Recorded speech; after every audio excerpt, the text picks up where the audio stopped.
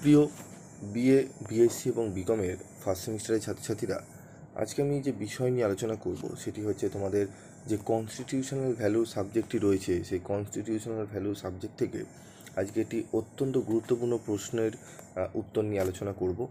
প্রশ্নটি দেখো এবং প্রশ্নটি দেখে তোমরা উত্তরগুলো দেখে করে নিও। প্রথম প্রশ্ন হচ্ছে এখানে, সংবিধান প্রণয়নে গণপরিষদের ভূমিকা আলোচনা করো। সংবিধান প্রণয়নে গণপরিষদের কী ভূমিকা রয়েছে এটি আমাদের জানতে হবে। তো প্রথমে হচ্ছে, যে কোনো দেশের সর্বোচ্চ আইন হলো সংবিধান। গণতন্ত্রের নিয়ম অনুসারে কোনো দেশের সংবিধান সেই দেশেরই জনগণের দ্বারা রচিত হওয়া উচিত। কিন্তু ভারতের মতো এই বিপুল দেশে সংবিধান রচনার জন্য দেশের প্রতিটি নাগরিকের সরাসরি অংশগ্রহণ করা সম্ভব নয়। তাই জনগণের দ্বারা নির্বাচিত একটি প্রতিনিধি দলকে ভারতের সংবিধান রচনা করার দায়িত্ব দেওয়া হয়েছিল। এই প্রতিনিধি দল বা সংস্থাটিকেই আমরা গণপরিষদ বলে থাকি। নিম্নে সংবিধান প্রণয়নে গণপরিষদের ভূমিকা তুলে ধরা হলো। গণপরিষদের গঠনের পটভূমি। গণপরিষদ গঠনের জন্য সর্বপ্রথম দাবি তুলেছিলেন মানবেন্দ্রনাথ রায় 1923 সালে। এই দাবির ভিত্তিতে 1935 সালে তৎকালীন জাতীয় কংগ্রেসের ওয়ার্কিং কমিটি সর্বজনীন প্রাপ্তবয়স্ক ভোটাধিকারের ভিত্তিতে জনগণের নির্বাচিত প্রতিনিধিদের নিয়ে গণপরিষদ গঠন করে। এটা প্রতিনিধি হবে, প্রতিনিধি হয়ে গেছে, ঠিক আছে, হস্যিটা হবে না। এবং সংবিধান রচনা এবং কার্যকর করার দাবি জানায়। তবে গণপরিষদ বাস্তব রূপ পেয়েছিল 1946 খ্রিস্টাব্দে ব্রিটিশ সরকার প্রেরিত ক্যাবিনেট মিশনের প্রস্তাব অনুসারে। গণপরিষদের গঠন। ক্যাবিনেট মিশনের সুপারিশ অনুসারে গণপরিষদ গঠিত হয়। গণপরিষদের মোট সদস্য সংখ্যা 389 জন হবে বলে স্থির করা হয়। তার মধ্যে ব্রিটিশ শাসিত প্রদেশগুলি থেকে 292 জন সদস্য থাকবে। এর মধ্যে সাধারণের জন্য থাকবে 210টি আসন, মুসলমানদের জন্য থাকবে 78টি আসন, শিখদের জন্য থাকবে 4টি আসন এবং দেশীয় রাজ্যগুলি থেকে 93 জন ও চিফ কমিশনার শাসিত প্রদেশগুলি থেকে 4 জন সদস্য থাকবে। গণপরিষদের কয়েকজন বিশিষ্ট ব্যক্তি ছিলেন Jawaharlal Nehru, doctor B R. Ambedkar, doctor Rajendra Prasad, Abul Kalam Azad প্রমুখ। গণপরিষদের কার্যাবলী। বিভিন্ন অধিবেশনের মধ্য দিয়ে ভারতীয় গণপরিষদ তার কার্যাবলীগুলি সম্পাদন করেছিল।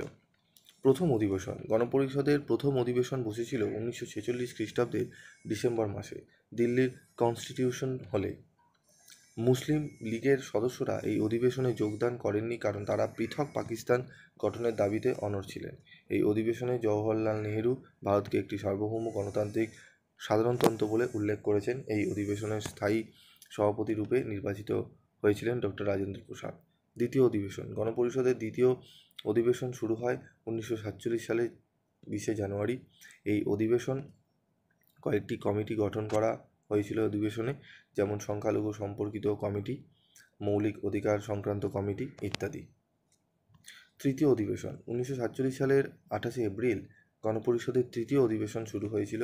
পূর্বে গঠিত কমিটিগুলি তাদের রিপোর্টে এই অধিবেশনে পেশ করেছিল। এই অধিবেশনে সংবিধান সম্পর্কিত দুটি কমিটি গঠিত হয়েছিল।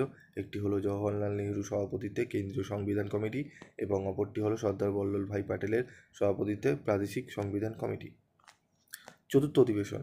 গণপরিষদের চতুর্থ অধিবেশন শুরু হয় 1947 সালের 14 জুলাই। এই অধিবেশনে ভারতের নতুন জাতীয় পতাকা তৈরির পরিকল্পনা স্থির হয়। পঞ্চম অধিবেশন। গণপরিষদের পঞ্চম অধিবেশন বসেছিল 1947 সালের 14 আগস্ট মধ্যরাতে। 1947 সালের 15 আগস্ট থেকে গণপরিষদ সার্বভৌম ক্ষমতা সম্পন্ন পরিষদের মর্যাদা লাভ করে।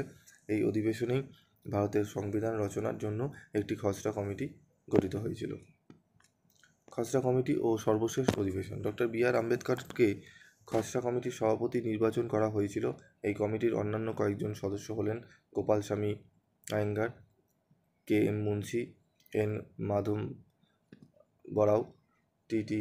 কৃষ্ণমাচারী প্রমুখ। 1947 সালের 4 নভেম্বর খসড়া কমিটি ভারতের সংবিধান রচনার কাজ শুরু করে। দীর্ঘ আলাপ আলোচনা, তর্ক বিতর্ক এবং সংশোধনীর পর 1949 সালের 26 নভেম্বর গণপরিষদে সংবিধান গৃহীত হয়। গণপরিষদের সর্বশেষ অধিবেশনটি বসেছিল 1950 সালের 24 জানুয়ারি। 1950 সালের 26 জানুয়ারি স্বাধীন ভারতের সংবিধান কার্যকর হয় এবং এই তারিখটি ভারতের সাধারণতন্ত্র দিবস বা প্রজাতন্ত্র দিবস হিসেবে পালিত হয়। সমালোচনা, ঠিক আছে, সমালোচনাগুলো রয়েছে, দেখে নাও তোমরা সমালোচনা।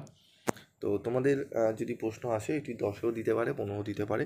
15 দিলে তোমরা উত্তরটি দিতে পারো, যদি 10-এ দেয় কয়েকটি পয়েন্টস তোমরা চাইলে নাও দিতে পারো, ঠিক আছে? কয়েকটি পয়েন্টস, একটা একটা করে পয়েন্টস তোমরা বাদ দিয়ে দিতে পারো, ঠিক আছে? কিন্তু সমালোচনা থেকে 2-3টে পয়েন্টস বাদ দিও, 2টো পয়েন্টস বাদ দিও 10-এ দিলে। বাকি ওপরেগুলো থেকে কোনো কিছু বাদ দিও না, কারণ নোটস পুরো টু দি পয়েন্ট অ্যান্সার রয়েছে। বাদ দিলে তোমাদের কিন্তু মার্কস ডিডাক্ট হতে পারে।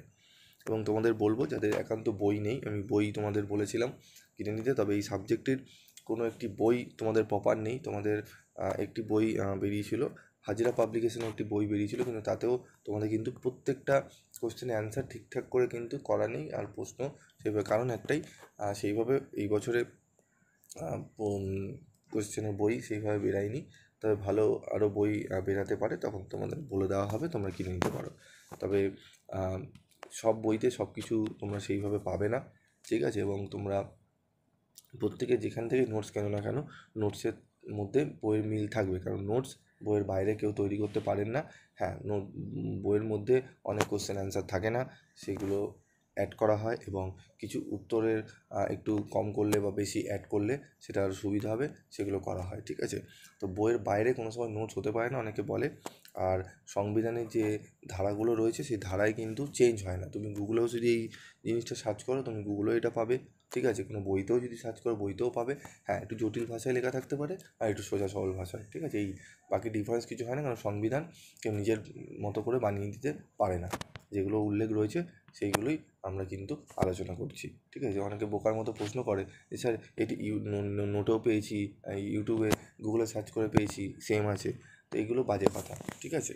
তুমি সব জায়গায় সেমই পাবে, হ্যাঁ, গোছানোর ক্যাটাগরি, সহজ সরল ভাষাটা দেখতে হবে, ঠিক আছে?